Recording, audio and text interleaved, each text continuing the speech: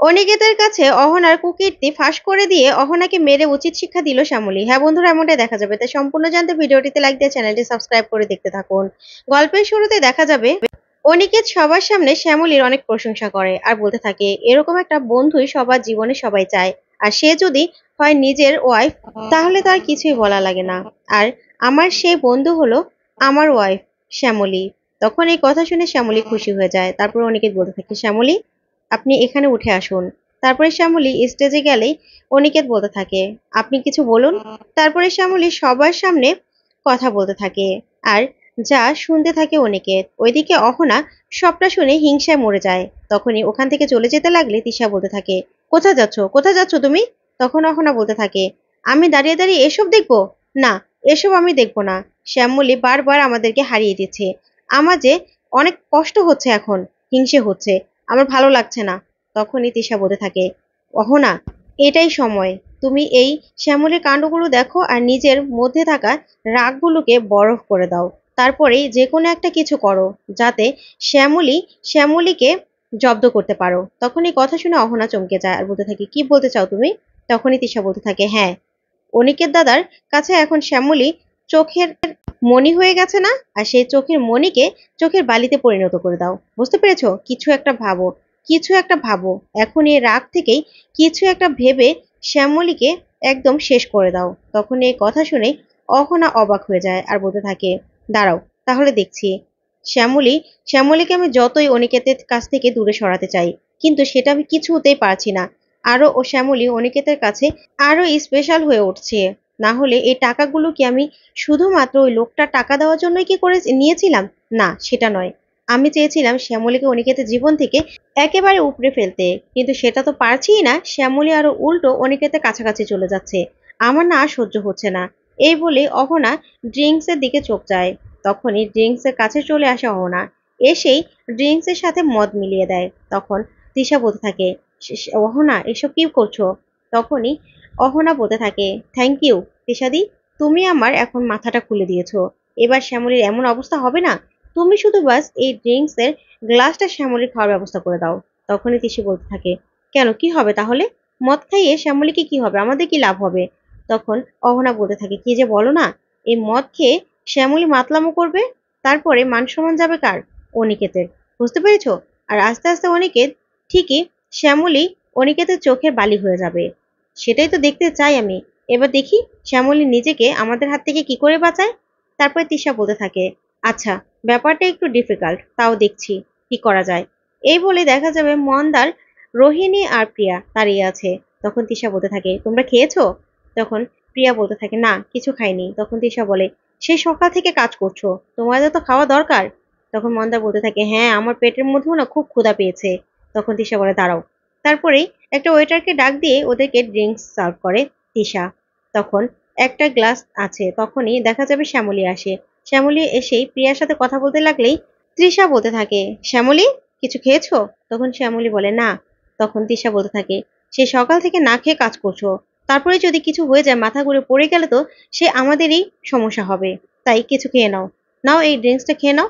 তখনই শ্যামলী ড্রিঙ্কসটা নিতে গেলেই তৃষা বলতে থাকে দাঁড়াও, এই ড্রিঙ্কসটার মধ্যে কিছু একটা ভাসছে।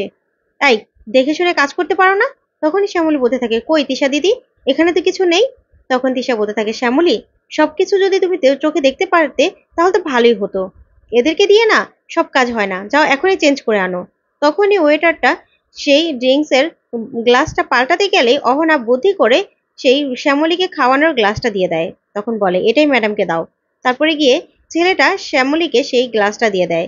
আর শ্যামলী সেই গ্লাসটা ঢকঢক করে পুরোটা খেয়ে নেয়। তখনই তিশা বলতে থাকে এবার জমে মজা। আর এদিকে অহনাও মনে মনে খুব খুশি হয়ে যায় আর বলতে থাকে এবার শ্যামলী দেখি তুমি কি করে নিজেকে বাঁচাও। তখন শ্যামলী হঠাৎ করে ড্রিঙ্কসটা খাওয়ার পরে মাথা ঘুরতে থাকে। তারপরেই দেখা যাবে শ্যামলী অহনার দিকে তাকিয়ে যখন দেখে অহনা হাসছে, তখনই শ্যামলী সবটা ধরে ফেলে আর বলতে থাকে ও আচ্ছা, এই জন্য করেছো, দেখি তাহলে সেটাই হোক। এই বলেই শ্যামলী স্টেজে উঠে যায়।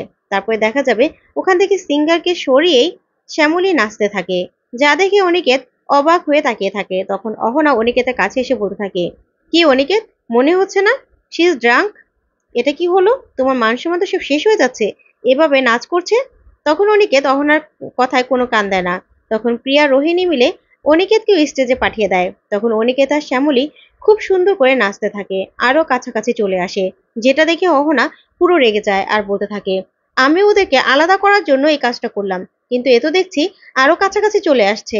তারপরে দেখা যাবে রোহিণী, মন্দার, প্রিয়া ওরাও স্টেজে উঠে নাচতে থাকে, যা দেখে অহনা আরো রেগে যায়। তারপর দেখা যাবে নাচ শেষ করেই শ্যামলী অহনার কাছে চলে আসে আর এসে বলে, কেন করলি তুই এটা, কেন করলি?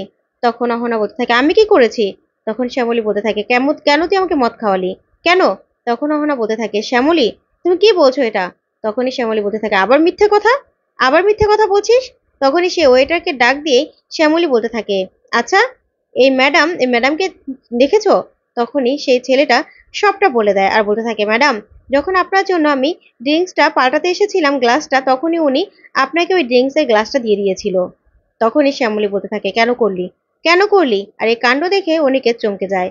তারপর শ্যামলী বলতে থাকে, তুই কি ভেবেছিলি আমি মদ কি মাতলামি করব, তারপরে অনেক স্যারের মাথা মাথা হেট হবে, আর তুই তখন বলবি, দেখো অনিকেত তোমার বউ নাচ করছে, ড্রিঙ্কস করেছে, মাতলামি করছে না, তখন তুই মজা লুটবি?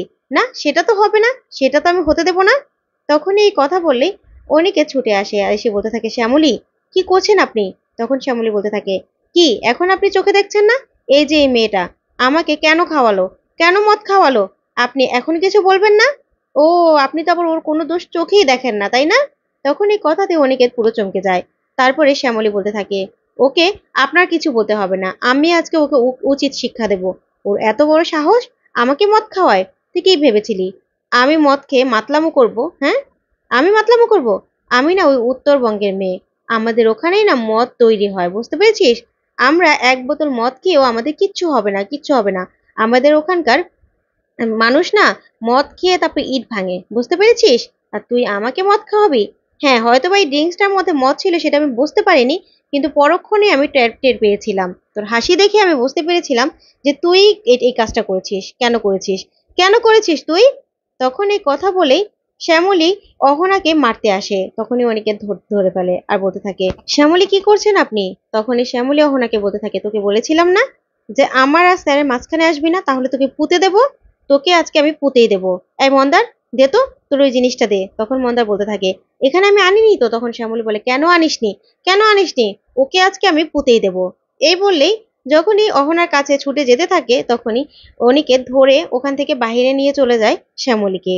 তারপরে অহনা মনে মনে বলতে থাকে, এটা কি হলো, শ্যামলী তো পুরো আমাকে কেস খাইয়ে দিল।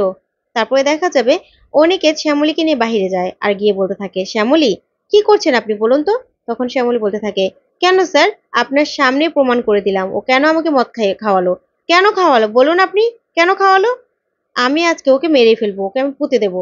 তখনই অনিকেত বলতে থাকে, শ্যামলী আপনি যদি চিৎকার চেঁচামেচি করেন আর আমি যদি চিৎকার চেঁচামেচি করতাম ওর উপর, তাহলে আমাদের মান সম্মানটা কোথায় যেত বলুন তো, কোথায় যেত? তখনই শ্যামলী বলতে থাকে, ঠিকই তো বলেছেন স্যার। তারপরে দেখা যাবে শ্যামলী বলতে থাকে, তারপরেও ওকে আমি আজকে ছাড়বো না। তখন অনিকেত বলে, আগে বাড়ি চলুন তো, তারপরে ওকে আমি বাড়িতে গিয়ে উচিত শিক্ষা দেবো।